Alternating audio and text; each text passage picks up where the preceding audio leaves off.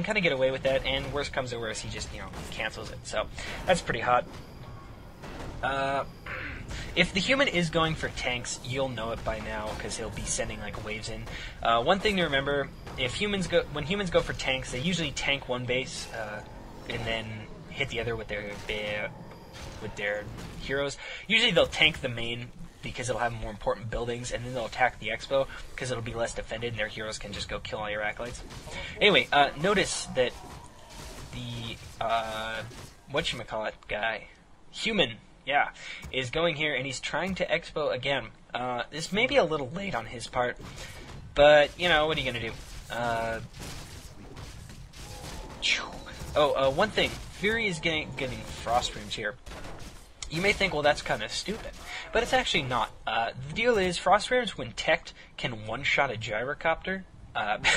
One-shot a gyrocopter, and while they don't do splash against air, they're still very effective. They don't die incredibly fast, especially with coil and whatnot. Fury just kind of catches them in the act. And the really hard counter to frost rims that human has is actually the Dragonhawk. But Dragonhawks aren't going to really do too well because the undead heroes are very high level. One kind of the key micro little tip you want to use when fighting air versus gyrocopters here is try to keep the panda in between your air and his air. And, you know, doesn't mean that the air or the panda has to run around. It means you want to just kind of back your air away. Try to, you know, get to a point where they're in range of the knights so they can whack on those. But the gyrocopters can't come in and hit the air without getting in the range of the panda. That's a 500 mana panda and he'll take 8 gyrocopters at a time down to below half HP. That's a pretty goddamn big deal. So, yeah, very nice. The panda is an excellent counter to that. Frost Worms, back to that. They're very nice. They don't die very quickly. They do quite a bit of damage. They slow the human units, so it makes your fiends more survivable, actually. And yeah, Zorthane realizes that he's not going to be able to beat this. I think he might have scouted Fury's Expo. Maybe not, though. He realized he's not going to be able to win this with 2 gold mines, especially since his main is about to run out in a little while. So he just goes to the island, try to Expo there. I think this one's actually going to get up. Gyrocopter is very good at creeping this island. Do a ton of damage, and the main creep is an air unit. So there you go, have fun. That Red Dragon ate a knight. It's pretty cool. So, these islands give ridiculous items. Anyway, here's the fun part. Fury is going to come by and push here a little bit.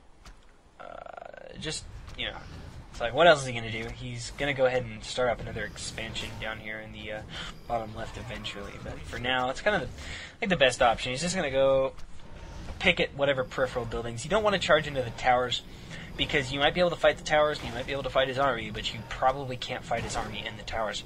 It's just a little too much firepower. The panda is level 5 now. That little skirmish by the Humans Expo gave him quite a bit of experience, and then just a little extra creeping up. Level 5. So he can now almost one-shot a pack of 8 gyrocopters. Breath of Fire is capped to 8 units at a time, but still. Just kind of keep tabs on the human. Fury's starting to expo over here. In this late game situation, that's pretty much what you just want to do. Just kind of expo wherever you want to, because, I mean, it's not like the human can stop you, and it's not like you have a better option. Fury, I think he revealed this expo going up in the island, and this is actually a pretty cool move by Zorthane. You got to be really careful, because if you lose that Zeppelin over like the water or the cliff, all your shit's gonna die. So you see Zorthane's gonna come in. Fury's about to cross, and he's like, "Oh shit! No, let's not do that." So very cool. Once again, watch. Gyrocopters do beat the undead air units straight up in a fight, but with the panda, it just completely changes it. Keep in mind that your air units do extra damage. I can't believe I just said that. They do extra damage to the human air. So they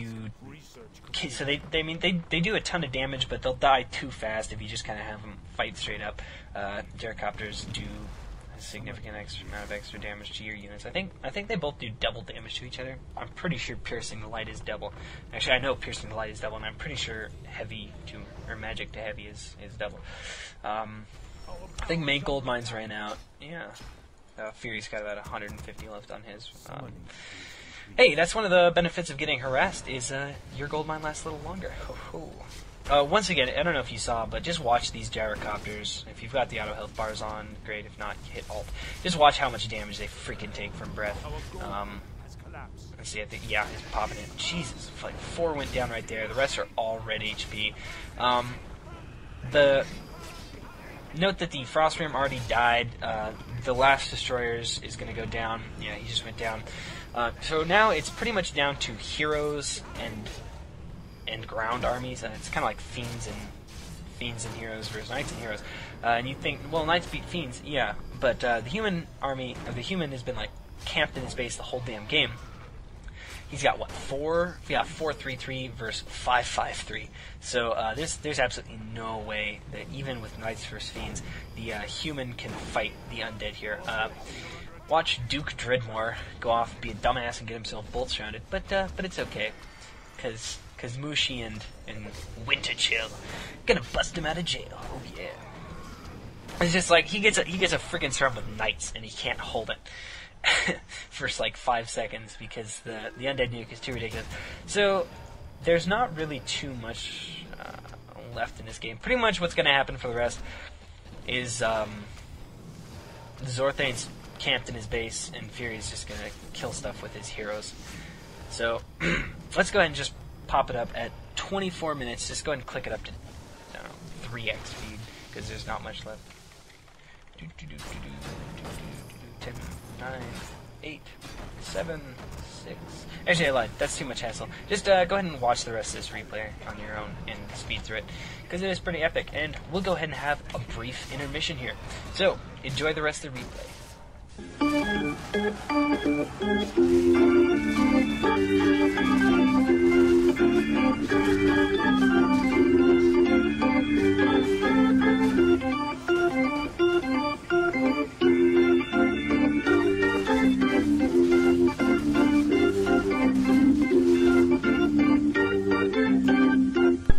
Alright everybody, and we're back for round 2. Whew, fun time. Second game gonna be same deal, pause at 2 minutes, Twisted Meadows cross spawn. This one is gonna be some slightly better players than the last one. This time we've got Fav versus Todd. And you see just a little bit of banter at the beginning of the replay. It's kinda funny. This one is gonna be interesting because Fav is gonna get his ass beat. And in fact, I think that the end of the game is pretty funny. I hope you guys haven't seen this one yet, as it's a bit of a thriller. So, Fav screws up quite a bit this game. He does some pretty silly things. For starters, he went Crypt Altar. And you're going to see his DK harass is way too late to actually do anything. So anyways, paused at 2 minutes in this second replay here. Hope you're ready. And we're going to watch this one at 2x speed, by the way. 2x speed. Glad I remembered to mention that. So, cross spawn again. Let's go ahead and get this unpaused in 3, 2, 1, unpause. I've got a couple of shout outs and fun stuff after this replay. Try not to be,